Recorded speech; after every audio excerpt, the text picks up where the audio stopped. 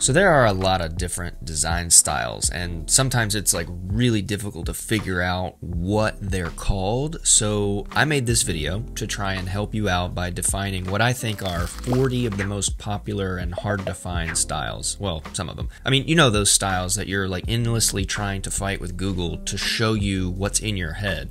Where, Rachel? Oh my god. Show me to me, please. And sometimes you can find it, other times you just come up super short. And so that's why I just want to give you some keywords to help you find those styles. These are in no particular order, I just made a list of them as I found them, but I'm going to do my best to define the style for you, obviously show you examples, and you should be able to use a site like Pinterest to search for these styles pretty easily. Now, let's get rolling.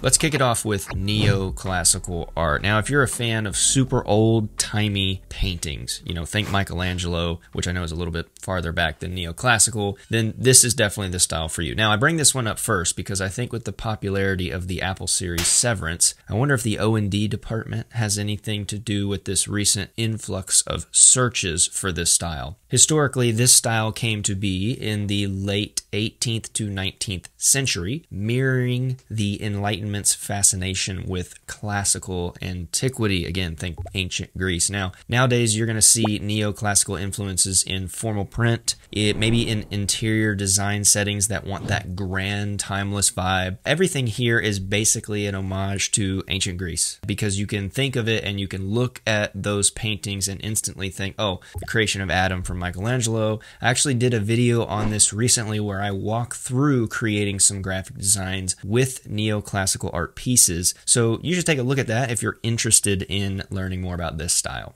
All right, let's keep it classical for a minute and talk about Baroque style. The other key term is Baroque. Now, think dramatic details, lots of ornamentation, intense contrasts that make everything feel lavish and like you're in a theater, like a classic theater. This style flourished in Europe in the 17th century up through the mid-18th century, dominating architecture and art for that period. Now today, Baroque elements are kind of in luxury event branding, maybe in editorial layouts and packaging that needs more elegance to it. Oh, and don't forget the super rich looking color palettes that are super important with this design style. All right, next on the list is Aurora. And now what we're talking about here is this kind of gradient that you've most likely been looking for. You've just been missing that word Aurora. Picture the enchanting glow of those northern lights that everybody wants to see, right? All those dreamy gradients, purples, pinks, blues, greens. In design, it's more modern in this aesthetic, and it really takes off in the 2010s as digital artists are using luminous colors, transitions, and you'll find these Aurora gradients all over modern projects, modern branding, lots of UI, UX websites, and also in the digital art that leans more into cosmic or magical type stuff. Now, when you're searching, try adding grain or blur to Aurora gradient, and for those different effects, you're going to find another design trend within itself. All right, let's talk about ethereal. It's kind of a weird word for a design style, I know, but this style focuses on really soft hues, delicate layering, airy, otherworldly atmosphere, like kind of you're stepping into a dream or something. And while airy aesthetics have been showing up throughout art history, this style became super trendy in, again, the 2010s. A big year for design, especially in photography and web design, and you're going to see ethereal design in high-end fashion, lookbooks, website heroes, conceptual art pieces, aiming for a gentle, super refined look and feel. It's kind of like surrealism, which we'll talk about later, but it's more rooted in reality than that. So maybe think about this style in more of a nostalgic feeling or a nostalgic project. All right, moving along. Filigree is all about those intricate, lacy metalwork, marble, and woodwork patterns you might see in vintage jewelry today and in ancient architecture back in history. In graphic design, filigree translates to this lavish scroll work or swirling flourishes that basically immediately signal this is like elegant. And the technique is used a lot in lettering, actually, but this artful approach has its roots in centuries of old metalwork, particularly in the 17th and 18th centuries in Europe. You're going to find filigree motifs on wedding invitations, lots of premium luxury brand packaging, and any design really that needs more sophistication to it. Up next is a similar style, which is known as Acanthus, one of my favorites, and this spotlights the leafy patterns commonly found in ancient Greek and Roman columns. You'll find Acanthus in decorative borders and classical architectural details. Now, we've seen revivals in this style across the Renaissance and the Neoclassical periods we already mentioned, and in modern times, designers often use Acanthus in interior accents, really fancy typography flourishes, and then elegant print layouts and editorial designs that need that super classical flair. Let's talk about anthropomorphic design, and that's where non-human objects, like an animal, take on human traits. And I can just bet someone is going to the comments to be like, yes, finally, this is what this is called. I'm like, ooh, finally. Because I was right there with you not so long ago, and for some reason, when you describe what you want to Google, it spits out taxidermy as the technique, and it's just nowhere close to what we're talking about here. Oh wow, I am disgusted. Anyway, the design style is pretty whimsical, and it can quickly turn simple ideas into relatable characters, again, i.e. think animals. The style dates back into ancient mythology, but the commercial boom happened in the 20th century with the rise of cartoons and brand mascots. These days, you're going to spot the anthropomorphic figures in children's books, playful branding campaigns, or maybe vintage product packaging, which is what I generally use it for. All right, let's shift gears quite a bit. Pixel art. Pixel art, often referred to as 8-bit, maybe bitmap art, is blocky, low-resolution graphics from early computer or video games, and yeah, just go ahead and think Minecraft. That's pretty accurate. You can expect tiny squares of color, limited palettes, very retro, very nostalgic. Some say this style peaked between the 70s and 80s, only to see it come back a little bit in indie games in the 2010s, but I'm kind of thinking it's starting to peak right now. I mean, there's like a million new games coming out with this retro 8-bit or 16-bit style that are super fun to play, but in graphic design, you're going to find it everywhere in kind of retro-inspired marketing, obviously indie game design, or graphics that just need that 80s bit pixel look and feel. One of my favorite design styles as of late is Conceptual Sketch, or you might search it as doodle art. They can both kind of bring up the same thing. The style mostly features spontaneous, childlike, maybe naive drawings, very freeform. Now you must acquire a taste for freeform jazz. Okay, SpongeBob, you're ready! And while sketching has been around for obviously forever, this doodle art really gained traction after the 2000s, and designers are using it now for branding creative agencies, youth-oriented products or brands, editorials that want to show off more fun or kind of unpolished energy. And this design style is quite freeing because, as we've shown you actually in a few tutorials in Kittl, you can just draw something in your notebook really fast, upload it to Kittl, vectorize it, and then boom, you have your own elements that you made in seconds that you can use as a design element in whatever project.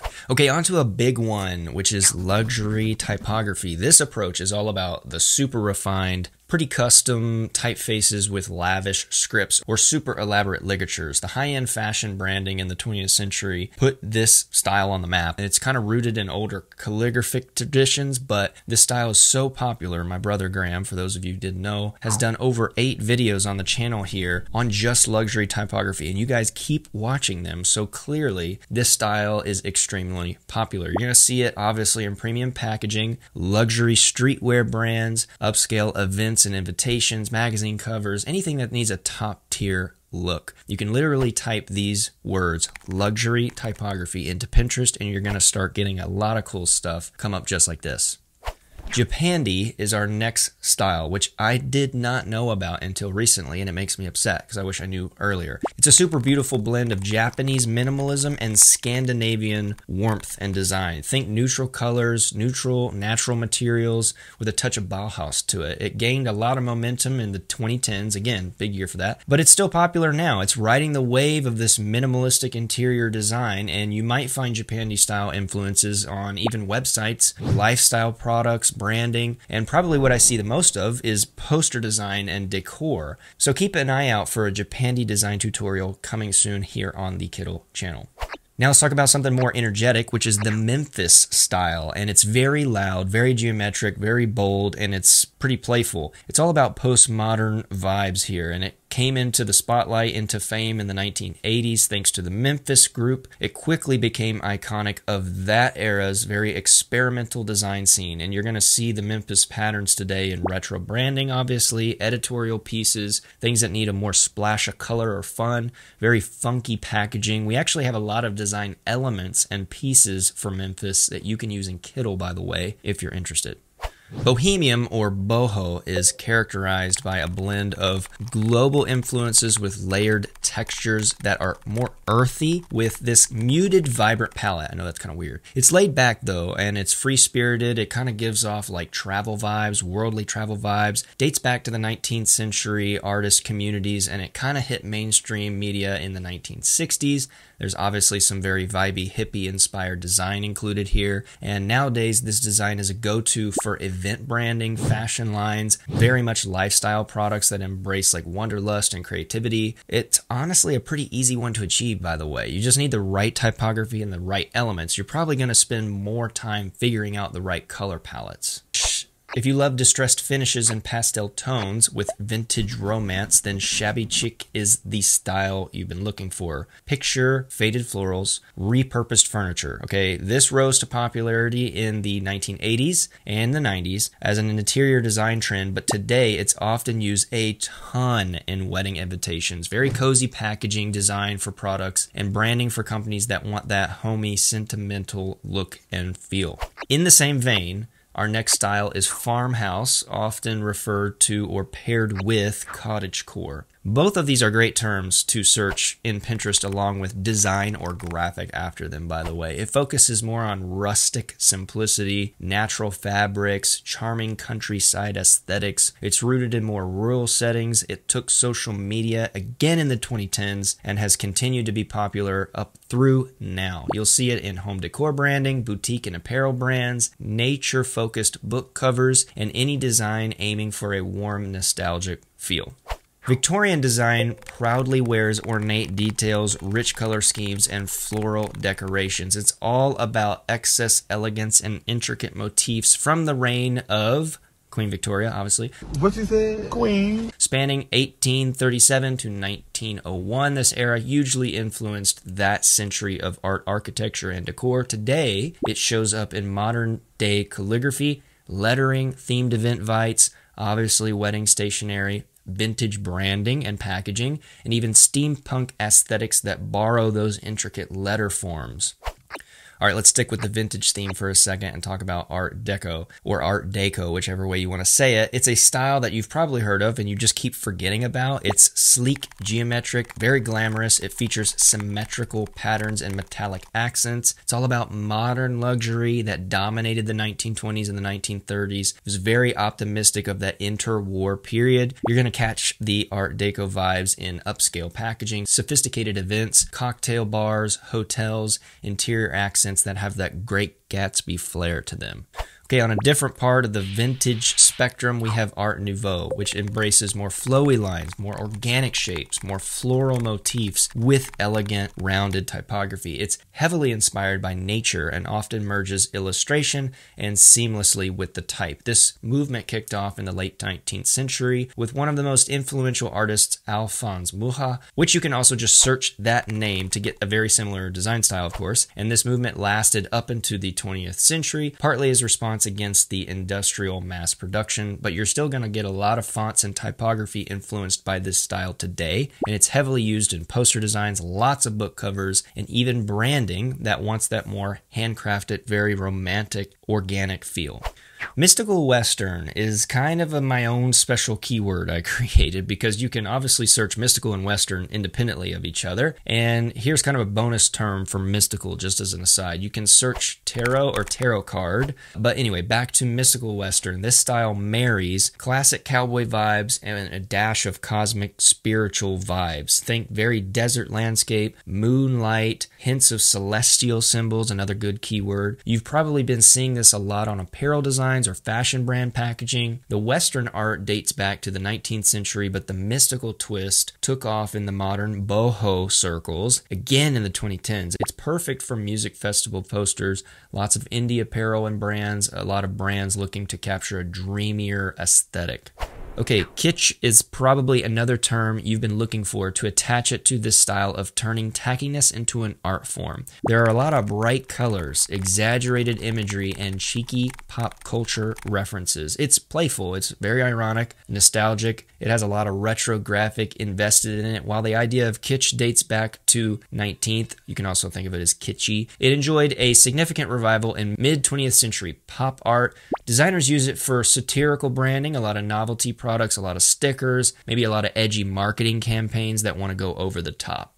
3x3 grid design is sort of another word of my own creation because I've been seeing a lot of this design style, but no term really helps you find exactly what you're looking for. The 3x3 grid design organizes visuals into 9 evenly spaced boxes. We actually have a tutorial on this you can go check out. It's very straightforward. It's very easy to understand. The grid systems are foundational for this, but the 3x3 layout got extra popular around 2014, 2015 with the extra rise of social media and mood boarding combined together. So you're going to see it in a lot of Instagram feeds, you're going to see it in a lot of portfolios, a lot of apparel and boutique designs as well.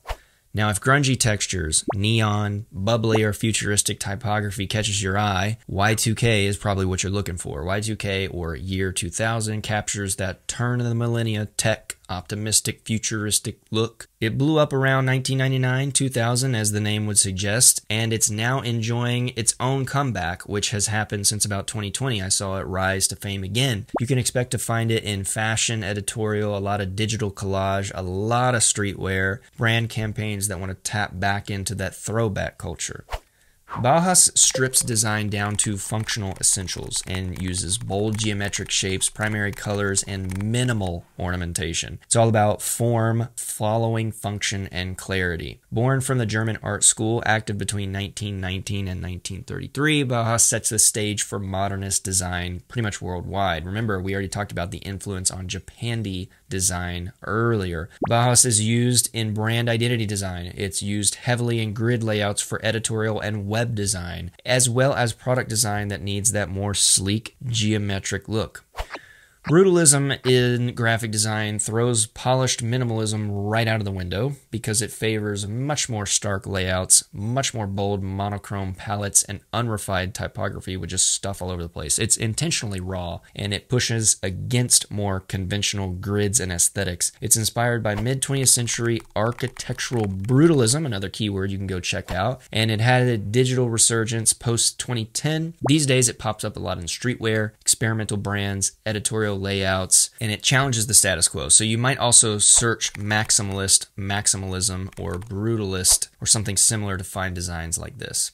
A style we recently talked about in a video was Cybercore, which is all about neon lit visuals with this kind of like circuit board motif, and it feels more like living inside a high-tech world, well, I guess a computer, living in a computer. You need to think metallic finishes, hard drop shadow, pop-up windows, a sense of digital speed. It's all rooted in the cyberpunk idea, but it gained traction in the 21st century with the internet boom, of course, but because of this keyword iOS core, or this trend, it's come back to life fully formed in 2024. You're going to find it in gaming brands, poster design, marketing campaigns, vision boards, social posts, anywhere where you need that more edgy digital branding. Synthwave taps into 80s nostalgia with neon grids, palm trees for some reason, and those dramatic sunset gradients. It's a retro futuristic style heavily influenced by electronic music and old school 80s arcade aesthetics. In the late 2000s, there was a revival of 80s synth music that brought the style back to life for designers, and it became widespread around 2008-2009. Look for Synthwave in album art, visuals that are brand promotions, marketing campaigns, anything that needs kind of monoline neon to it. All right, let's stick with the wave motif and talk about Vaporwave, which is an internet-born aesthetic that mashes old-school computer graphics with Greek busts for some reason, neon hues, and glitchy effects. It's both nostalgic, very satirical. It plays around with consumerism themes from the 80s and 90s. It emerged again around 2009, 2010 from online communities, and you're going to see it a lot in album covers, more digital collages, more experimental ads probably, and you want to embrace that more retro kitschy idea. This kind of stuff fits with that aesthetic. Pop art is a style we've talked about already in 2 previous styles, and it takes everyday objects, comic strip images, and famous icons, and then it really combines and drenches them together in bold color with repetition to make a big statement. It's like a commentary on consumerism and celebrity culture combined. Often very playful, very eye-catching. It's beginning in the 1950s, 1960s, and was made famous by artists like Andy Warhol and Roy Lichtenstein. Today, pop art themes appear a lot in different places, from branding to apparel design, even web design. And you're going to see it a lot on editorial covers, clearly on packaging design, anything that needs more of an iconic pop punch. The bento grid is a neat and orderly layout style inspired by compartmentalized Japanese bento boxes, and each section has its own dedicated space, making it super tidy and modular. It gained a lot of traction around 2012 in UI and UX design and web design, thanks to the push for minimal, functional, easy-to-read layouts. You're going to spot bento grids in your dashboards, your portfolios, a lot of Apple product branding on their website, and any project looking for a polished, structured presentation. Graffiti is a word most people are probably already familiar with in that style, and it borrows trends from urban street art. It's showcasing bold, spray-painted letters. I mean, I'm sure you've seen this before, right? Bright color, gritty textures, a lot of concrete. It's energetic, rebellious, it's full of personality. Modern graffiti, as we know it, really took off in the 1960s during the hip-hop scene. These days, designers use graffiti in really edgy brand campaigns, a lot of music posters, a lot of clothing lines that want that more raw streetwear edge to it. Tenebrism is probably a style you have not heard of. If you have, let me know in the comments. This style hinges on extreme contrast between light and dark, creating a high drama spotlight look. Now, this is more of an artistic key term. It's often intense and super moody, which draws the viewer's attention to brightly lit areas of it, surrounded by deep shadow in the background. This technique comes from Baroque painting in the 17th century, championed by artists like Caravaggio. Today, you'll find Tenebrism-inspired designs in atmospheric posters, a lot of event flyers, a lot of editorial spreads, perhaps some web design, maybe packaging that needs strong visual attention. Really up to you on how you use this theme. Let's keep it sort of dark for a minute and do me a favor and picture some pointed arches, some intricate carvings, and some dark aura sculptures. And if you're thinking of the term Gothic, then you get 100 points.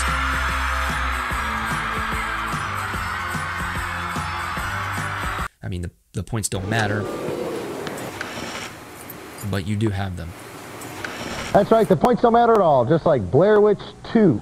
It's dramatic, it can lean more eerie, it can lean more grand, depending on what you need. Gothic architecture emerged in 12th century Europe and has influenced various revivals since. These days, Gothic styling appears in everything from edgy band merch and logos to vintage branding and even fashion, so the range for this is quite large.